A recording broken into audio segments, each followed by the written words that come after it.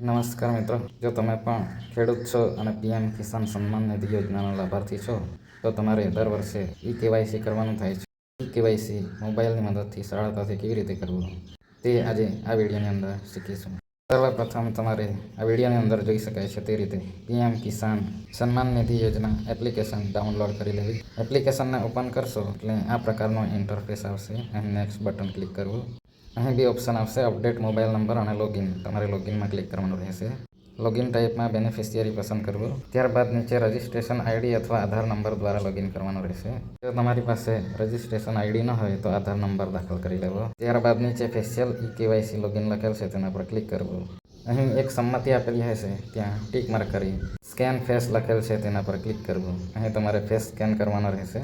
Face scan કરવા માટે face ID application પણ મોબાઈલમાં ઇન્સ્ટોલ હોવી જરૂરી છે. ફેસ સ્કેન પર ક્લિક કરશો એટલે આ પ્રકારની સ્ક્રીન આવશે. અહીં તમારે તમારો ચહેરો આ ગોળ સર્કલમાં લાવવાનો છે અને તમારી આંખોની પાપણોને પટપટાવવાની છે. અહીં જે સર્કલ દેખાય છે એ લાલ રંગમાં હશે. તમે તમારી આંખો પટપટાવશો તો એ ગ્રીન થશે. થોડીવાર આંખ પટપટાવશો એટલે તમારો ફેસ સ્કેન થઈ જશે અને ફેસ આધારિત આધાર ઓથેન્ટિફિકેશન થઈ જશે.